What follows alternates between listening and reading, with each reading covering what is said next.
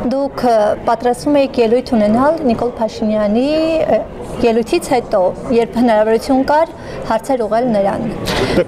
Բայց ձեր հերթը չհասավ։ Ձևակերպված էր դա որպես հարցի համար, 30 վայրկյանի ընթացքում, բայց ես Նիկոլ Փաշինյանին հարցեր չունեմ, ինչպես նշել էի, արդեն հրապարակել եմ հարցի բովանդակությունը, ես Նիկոլ Փաշինյանին հարցեր չունեմ, իրեն քննչական մարմինները հետագայում հարցեր կտան, իսկ ես պատրաստվում եի հրավիրել գլխավոր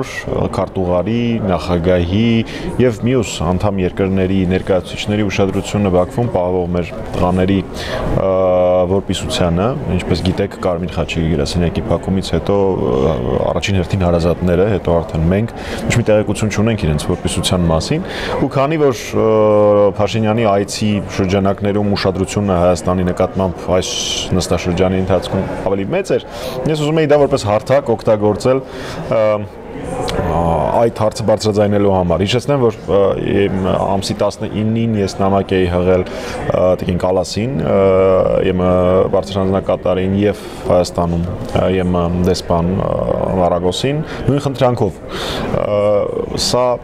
բացառապես հումանիստական, հումանիտար, մարդասիրական գործողություն է, ընդհանրապես գնալ ֆիզիկապես այցելել մեր տղաներին։ Մամուլում կան զարհուրելի տեղեկություններ ինքնասպանությունների փորձերի մասին, երկար ժամանակ շարունակվող հացադուլների մասին եւ զերո տեղեկատվություն։ Եվ ես հույս ունեմ, որ Եվրոպայում հումանիզմը դեռևս կենթանի է եւ գոնե մեկը իմ այս խնդրանքին, իսկ սա ձևակերպում եմ ես որպես խնդրանք անդադար, դեռևս պահանջների լեզվին չենք հասել, դեռևս խնդրանքի լեզվով եմ բոլորի հետ խոսում, փորձում եմ ապահովել գոնե մեկ հոգու այցելություն տեղեկություն ունենանք։ Այս պահին ոչ մի արդյունք ցավոք սրտի չկա, բայց դա չի նշանակում ես դադարելու եմ աշխատել։ Իսկ ձեր նամակի պատասխան։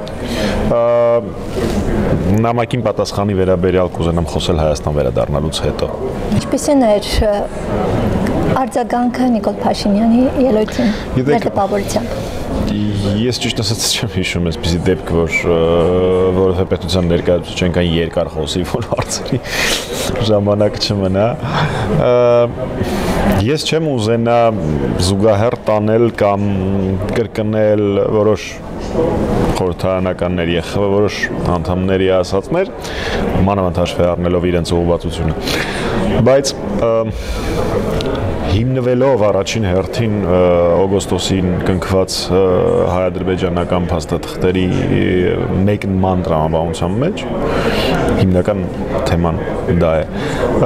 Այդ ոնց է ստացվել, որ բոլորը հասկացել են մի ձև, իսկ Փաշինյանը ուրիշ ձև։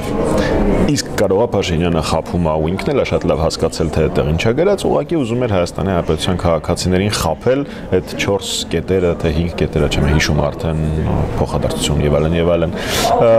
դրանցով անդադար փորձի խափել մեր քաղաքացիներին, իսկ բովանդակության մեջ կատարած լինի Ադրբեջանի պահանջները։ Այստեղ երկու տարբերակ, կամ ինքը կարդալ չգիտի եւ միջազգային փաստաթղթեր ստորագրել չգիտի, կամ էլ նենգաբար փորձում է ներքաղաքական դիվիդենդներ ստանալ։ Երկուսը հավասարազոր արձագանքի պիտի առաջանան։ Ընդ որում ես ուզում եմ հիշեցնել, ամենաահավորը այն է, որ մենք այս նույն պատմությունն ունեինք նոյեմբերի 9-ից հետո։ Էլի այնպես էր ստացվել, որ Ադրբեջանը այլ կերպ էր հասկացել, որոշ երկրներ նույնպես այլ կերպ էին հասկացել, Փաշինյանը այլ կերպ է հասկացել։ Հիմա կամ սկսի կարդալ թղթերը ստորագրելուց առաջ, կամ էլ ընդունի, որ քեզ պարզապես հետաքրքրում է քո իշխանության վերարտադրությունը ու դու ամեն ինչ անում ես, որպեսզի մեր քաղաքացիներին խափես։ Ինչի ես այս ամենը ասեցի ձեր հարցինի պատասխան, որովհետև այդ նույն կարծիքը ԵԽԽՎ-ում էր։ Թե այսպես ասած կուլուարներում, թե հնչող հարցերի տրամաբանության մեջ բոլորը հասկացել էին այնպես, ինչպես հասկացել էին։ Դուք կարծում եք, որ նոյեմբերի 9-ի փաստաթղթից հետո այսօր այն իրականությունն է, որ Ադրբեջանն էր հասկացել։ Երևի մենք, ես ուղղակի չեմ ուզում ադրբեջանական նարատիվը օգտագործել, խոսքը գնում է միջանցքային տրամաբանության մասին։ Թե նոյեմբերի 9-ից հետո կար այդ տրամաբանությունը, որ Փաշինյանը ասում էր մենք նկատի ունեինք սա, Ադրբեջանը ասում էր մենք նկատի ունենք սա։ Բայց նոյեմբերի 9-ից հետո դա գոնե սկսեց մոտավորապես 1 տարի հետո։ Այստեղ փաստաթուղթը ստորագրելուց մի 20 քանի օր հետո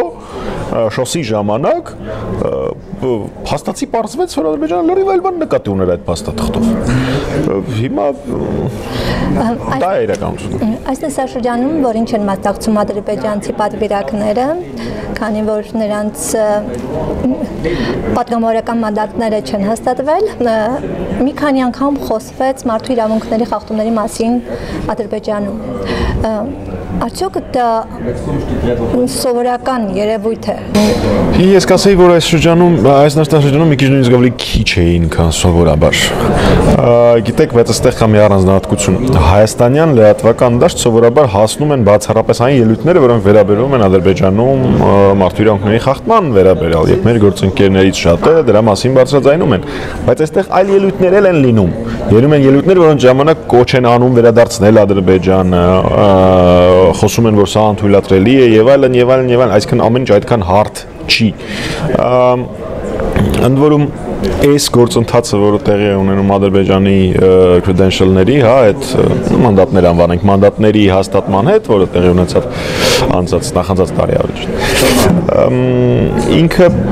բացարձակ միանշանակ չի ընկալվել ԵԽԽՎ-ում։ Մենք շատ շնորհակալ ենք մեր լավ գործընկեր գերմանացի Շվաբեին, ով միշտ եղել է ճշմարտության, չեմ ուզում ասեմ Հայաստանի ճշմարտության կողմնակից, հիշեցնեմ, որ Լաունդրոմատը ադրբեջանական ժամանակին ինքն էր բացահայտել եւ այլն, ինքը միշտ եղել է նմանօրինակ երևույթների բարձրաձայնող, բայց ընկալումը բացարձակ միանշանակ չի։ Առկա են ելույթներ, որոնք կոչ են անում Ադրբեջանը վերադարձնել, առկա են մարդիկ, որոնք ասում են դե լավ ինչ է եղել, որ թեպետ ժամանակին credential-ների, այսինքն մանդատների չհաստատումը ոչ թե մարդու իրավունքների խախտումների հետևանքով է տեղի ունեցել, հիշեցնեմ, այլ այն պատճառով, որ Ադրբեջանը չէր հրավիրել ԵԽԽՎ-ին, պաշտոնապես չէր հրավիրել իր ընտրություններին դիտորդական առաքելություն իրականացնելու։ Այդ հələ հերիք չի հնամիատել այն պատգամավորներին, որոնք այն ժամանակ քվերկեցին Ադրբեջանի մանդատները չհաստատելու համար հունվար ամսին։ Իրենց հայտարարեց persona non grata Ադրբեջանում, այսինքն եթե ԵԽԽՎ-ն կամ ԵԽ-ն